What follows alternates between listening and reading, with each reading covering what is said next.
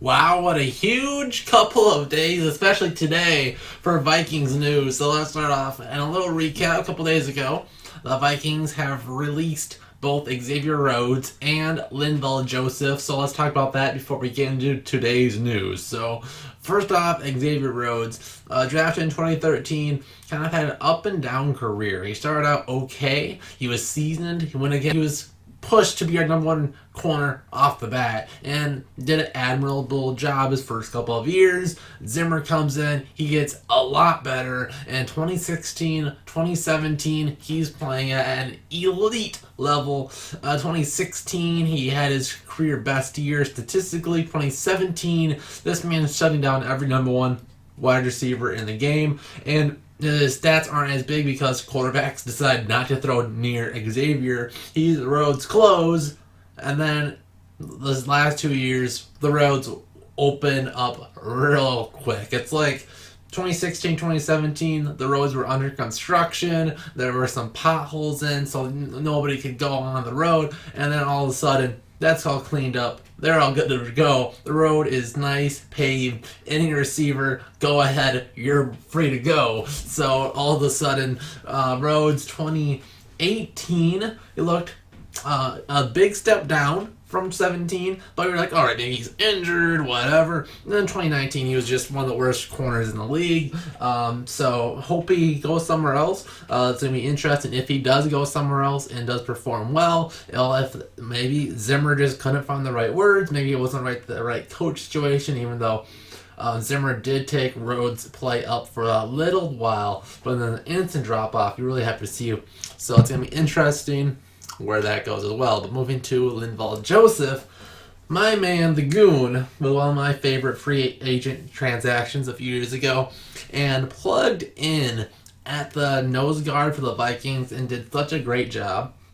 If you want to talk about a stat that really stands out where Linval is not going to get any praise for, it's going to be our great third down conversion record on defense, getting offensive off the field. And that starts first and second down with Linval plugging up the run. If they're getting 4 or 5 yards of carry on first and second down, we aren't going to be stopping them on many third downs. So big props to Linval filling in that hole for so many years for the team and giving our pass rushers and DBs a chance to shine and get all the love and praise on third and long. So Linval being gone is going to suck, but hey, maybe unlike Rhodes, I could see maybe the Vikings trying to get Linval back on a reduced deal, and that would be good to see because right now you're looking at Shamar Stephen probably sliding into a role that suits him better, but he still wasn't good at stopping the run as a 3 tackle last year.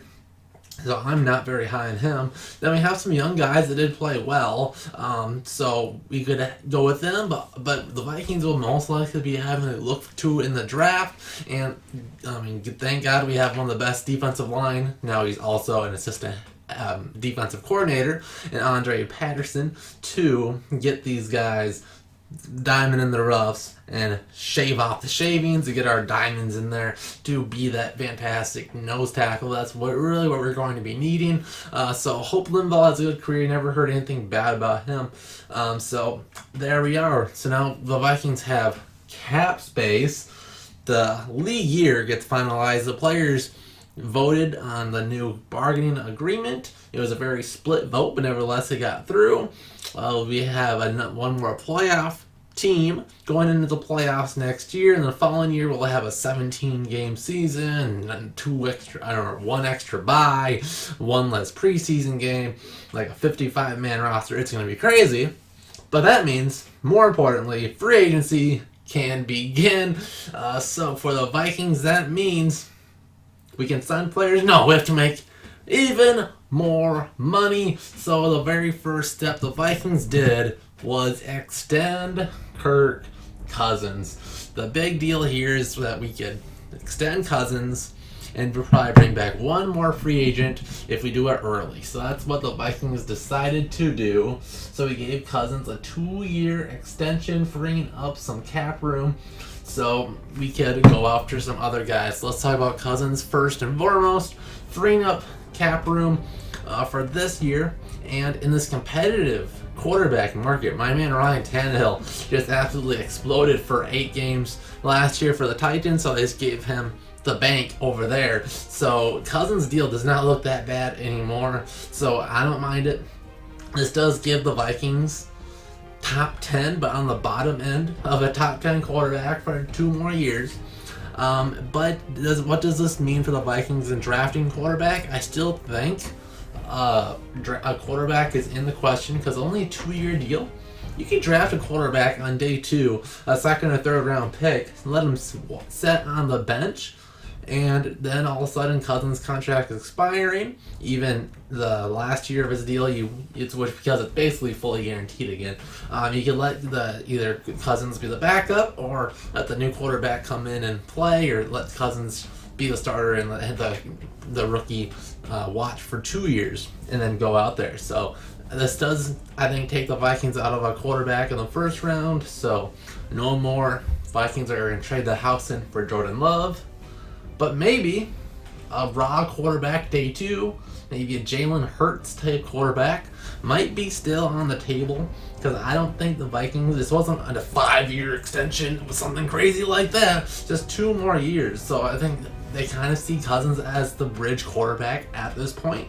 So I do think the Vikings are still on the table for a rookie quarterback. Will they go high for a quarterback this year or next? Will they just go late in the rounds, get somebody that can be a solid backup and maybe be a potential starting quarterback in the future? We'll have to see. But there was play number 1, and that freed up cap space where the Vikings can go out and re-sign their fullback. CJ Ham got a very nice extension. I thought he was going to get top fullback money, and boy did he. His new deal worth $12.25 million, and he'll make $4 million this year. CJ Ham locked up on a 3-year deal for the team. Minnesota favorite, a Pro Bowl fullback, is back. A big help for Dalvin, so that is great to see. So just as I thought, CJ Ham is back.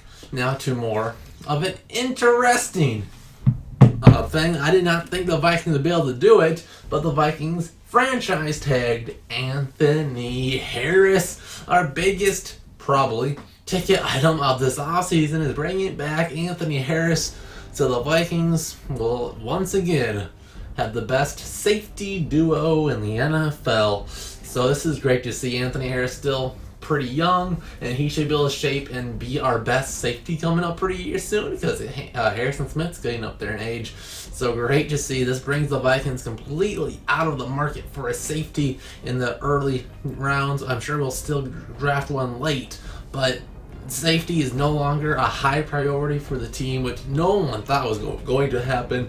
I did say in my forecast video that I thought the only way we'd be able to get Anthony Harris is by extending Cousins before the draft. That's exactly what the Vikings did. So we have Anthony Harris. Now it's just a franchise tag, so that means he's locked in a high price 1-year deal, but I do not see him playing out that deal. I do think this is just the Vikings buying themselves some more time to lock him down on a multi-year extension. And then he'll play on that one, and we'll have him for quite some time. So there we have it. And then just a little cherry on top to end the day, the Vikings did re-sign our punter, Britton Colquitt, to be the punter, and maybe more importantly, our holder for the next time to come. So it's great to have our punter back. We're still in the works of getting Dan Bailey re-signed, so our whole special teams points getters is all intact. And then the Vikings also got a 2nd round tender on Eric Wilson, meaning if another team's going to re-sign him, they would give the Vikings a 2nd round pick, and the tender is worth $3.1 million. So Eric Wilson is almost for sure going to be back with the team. So a huge day for sports going on for the Vikings. So the free agency frenzy is in full effect as the Vikings re-sign Cousins, got Anthony Harris back, we have our fullback, and we have a punter, and hopefully a kicker coming up soon, and hopefully we still have Diggs because he seems a little bit upset. So, what else is new? Give me your thoughts on all these moves in the comment section down below. Are you psyched that Cousins is back? Or are you going, oh no, 2 more years of this? Give me your thoughts on that, and we'll see you guys in the next JOC Vikings video. We'll see you guys then. Hey, hold your horses. Before this video could get published, the Vikings had to get in the news one more time. Not Stefon Diggs trade. No, hopefully that doesn't happen. But Stephen Weatherly is not going to be returning on the team. He has signed a deal to go with the Panthers. So the Vikings lost one of their backup defensive ends. So I do think this might mean there's an increased odds the Vikings do re-sign Everson Griffen. I thought he was going to be more expensive, so I thought we would go with Weatherly. But good for him. He's got a chance to go somewhere where he could start and at least get more playing time with another team. The Vikings could very well still be Everson, Danielle Hunter. Then Fidi Odenigbo could be the kind of a pass rush specialist, whether it's inside or out. So the Vikings will still be set at the end without Weatherly. Maybe the Vikings will go out and get another defensive end in the draft, but Weatherly's gone. Everson, odds of him coming back are better. Give me your thoughts on that as well.